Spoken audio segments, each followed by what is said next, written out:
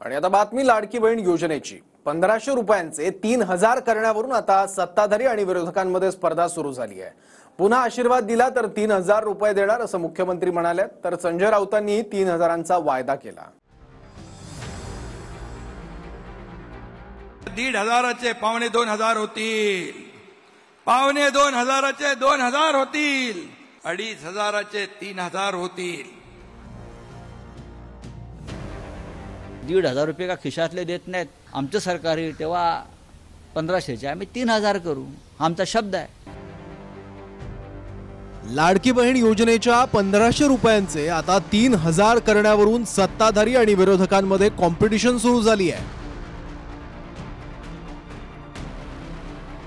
पुण्यात लाडकी बहीण योजनेचा सरकारचा कार्यक्रम पार पडला। त्यात सरकारला पुन्हा आशीर्वाद दिले तर 1500 रुपयांचे 3000 करू असा वायदा मुख्यमंत्री शिंदेंनी केला। ही योजना अशीच चालत राहणार आहे। उद्या सरकारची ताकद वाढली, तुम्ही सरकारला आशीर्वाद दिले, सरकारची ताकद वाढली तर 1500चे 2500 होतील, 2500चे 2000 होतील। तुम्हाला सांगतो, तुम्ही बळ दिलं 2500 होतील आणि त्याही पेक्षा दादा तुम्ही बरोबर त्यांना सांगा, बरोबर हिशोब पैशाचा मॅट्रिक मला काय, मला सांगायचं आणि तुमच्याकडून करून घ्यायचंय। 2500चे 3000 होतील आणि आम्हाला तुम्हाला देताना 3000पेक्षाही जास्त देण्याची ताकद आली तर तुम्हाला देताना आम्ही कधी हात आकडता घेणार नाही। 1500 रुपये का खिशातले देत नाहीत। फडणवीस, अजित पवार आणि मिंधे लोकांच्या करातलाच पैसा आहे ना। या योजनेचा लाभ घेतला पाहिजे महिलांनी। आमचं सरकार आहे तेव्हा 1500चे आम्ही 3000 करू, आमचा शब्द आहे। लाडकी बहीण योजनेच्या 1500 रुपयांवरून उद्धव ठाकरेंनी मुख्यमंत्री शिंदेंवर निशाणा साधलाय। गद्दारांना 50 खोके आणि महिलांना 1500 रुपये अशी टीका उद्धव ठाकरेंनी केली। आता ती नवीन योजना आणली लाडकी बहीण, गद्दारांना 50 खोके आणि लाडक्या बहिणीला फक्त 1500। मग काय करायचं, काय गद्दारी करायची आम्ही? मग गद्दारांना तुम्ही भरभरून देताय आणि आणखीन देण्यासाठी पुन्हा मतांसाठी लाच देऊन आम्हाला मतं द्या, मग पुन्हा आम्ही तुमच्या डोक्यावर बसतो आणि बसलो की तुम्हाला आम्ही बेघर करतो।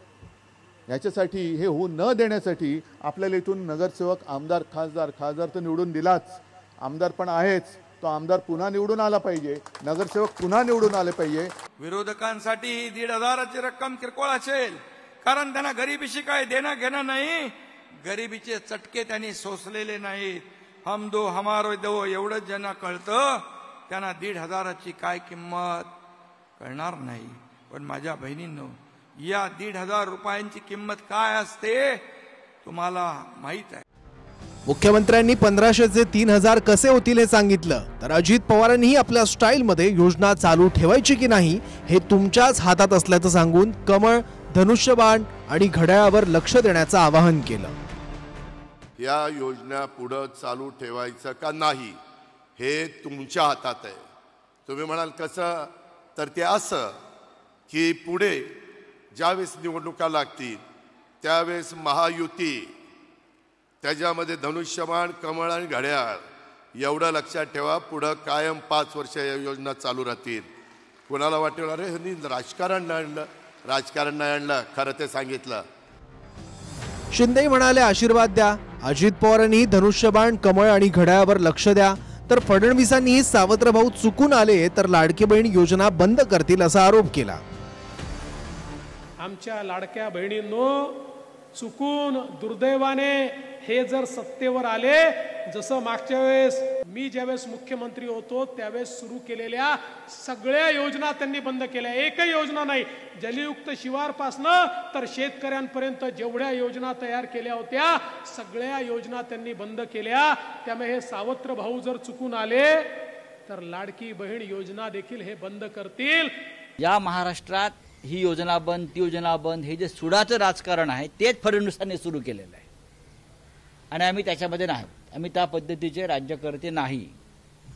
त्यांना भीती का वाटते की आमचं राज्य जाईल, ही त्यांची भीती आहे। आम्ही हारतो आहोत म्हणून ते लोकांना धमक्या देत आहेत देवेंद्र फडणवीसजी। बाकी इतर दोन त्यांचे जे पार्टनर आहेत त्यांच्याविषयी काय बोलण्यात अर्थ नाही. फडणवीसांनी विरोधकांवर गंभीर आरोपही केलाय. योजनेत खोडा घालण्यासाठी फॉर्म भरताना मुद्दाम पुरुषांचे आणि गाड्यांचे फोटो लावून पोर्टल हँग करण्यासाठी जंक डेटा टाकल्याचं फडणवीस म्हणाले.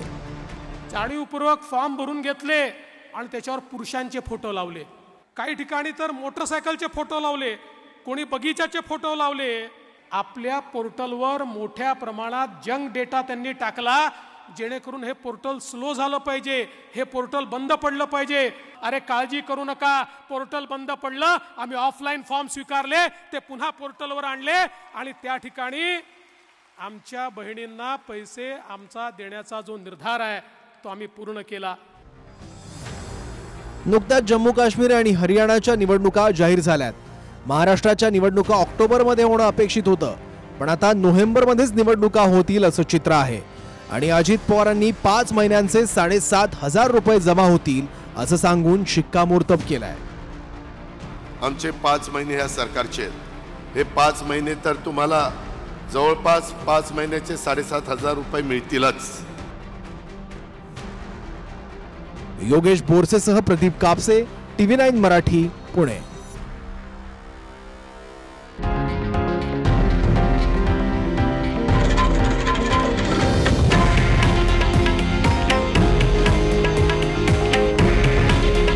हे आहे देशातील नंबर 1 न्यूज नेटवर्क आणि आपण पाहत आहात TV9 मराठी. काळजी तुमची, हित महाराष्ट्राचं.